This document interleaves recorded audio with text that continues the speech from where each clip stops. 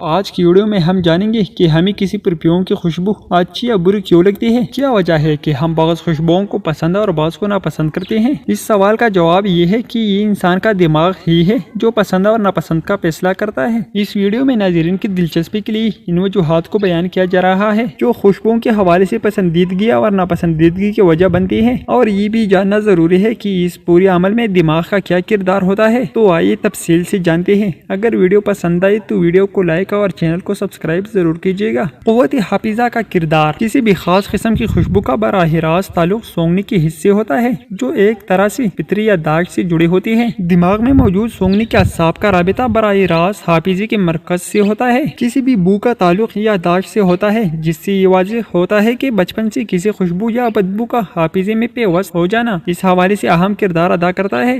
دماغ کا کردار۔ آپ اگر کوئی خوشبو ناپسند کرتے ہو مگر مستقل بنیادوں پر اسے سونگتے بھی رہیں تو ایک وقت ایسا بھی آئے گا جب آپ کی رائے تبدیل ہو جائے گی اور دماغ اس کے اثرات کو قبول کر لے گا اور وہ آپ کو پسند آنے لگے گی۔ پرفیوم کس طرح باعث کشش ہو سکتی ہیں؟ پرفیومز بنانے والی عالمی کمپنیوں کی جانب سے یہ کوشش کی جاتی ہے کہ زیادہ سے زیادہ تعداد میں لوگوں کو پسندیدہ خوشبو مہیا کی جائے۔ اس حوالے سے کمپنیوں کی یہ کوششیں ہوتی ہیں کہ وہ ایسی خوشبو متعارف کروائیں جو لوگوں کے حافظے میں سمائے رہے اور ہمیشہ انہیں یاد رہے۔ تاہم یہ مقصد حاصل کرنا آسان نہیں ہے کیونکہ پسند اور ناپسند کا فیصلہ کرنے میں علاقوں اور ثقافتوں کا بہت گہرا عملی دخل ہوتا ہے۔ ممکن ہے کہ بعض علاقوں میں کوئی ایک خوشبو پسند کی جاتی ہو اور وہی خوشبو کسی دوسرے علاقے کے لوگوں کو پسند نہ ہو۔ اسی پسند اور ناپسند کے درمیان رہتے ہوئے پرفیومز بنانے والی کمپنیوں کی کوشش ہوتی ہے کہ وہ کم از کم ایسی خوشبو متعارف کروائے جو لوگوں کے بڑے طبقے میں پسند کی جائے، وہ ایک بار ہی کیوں نہ ہو۔ اس کا مقصد یہ ہے کہ انسانی حافظے میں وہ خوشبو عرصے تک محفوظ رہے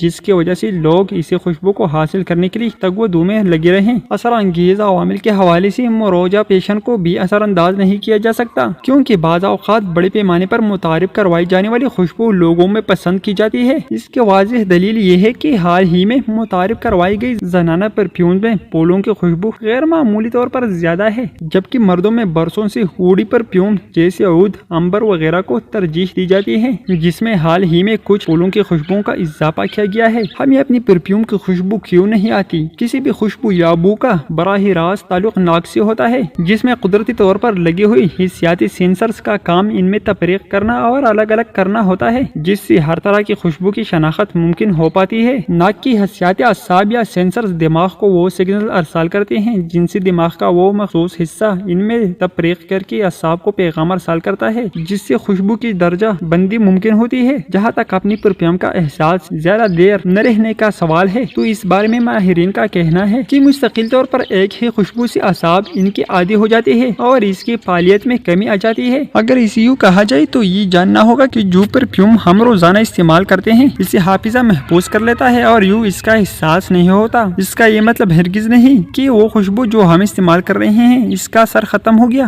بلکہ دماغ اس کا عادی ہو جاتا ہے، جبکہ دوسرے لوگوں کو وہ فوری طور پر محسوس ہوتے ہیں کیونکہ ان کا دماغ اسی وقت محسوس کرتا ہے جب آپ ان کے قریب ہوتے ہیں۔ ہم خوشبو کو دوبارہ کیسے سونگ سکتے ہیں؟ وہ خوشبو جو ہماری شناخت بن گئی ہو اور اسی دماغ نے مستقل بنیادوں پر تسلیم کر لیا ہو، تو اسے دوبارہ محسوس کرنے کے لیے آپ کو چاہیے کہ پرفیوم کا اسپرے جسم کے کسی دوسرے حصے یا لباس پر کریں۔ ہوا میں بھی اسپرے کیا جا سکتا ہے۔ یہ بھی ممکن ہے کہ ایک سے زیادہ قسم کی خوشبو کا بیک وقت استعمال کیا جائے۔ اس طرح آپ کا دماغ فوری طور پر رد عمل ظاہر کرے گا جس سے آپ کو نئی خوشبو محسوس ہوگی۔ دوستو، اگر آپ اس طرح کا مزید معلوماتی ویڈیوز دیکھنا چاہتے ہیں تو ہمارا چینل احتیاط ٹی وی سبسکرائب کریں۔ شکریہ۔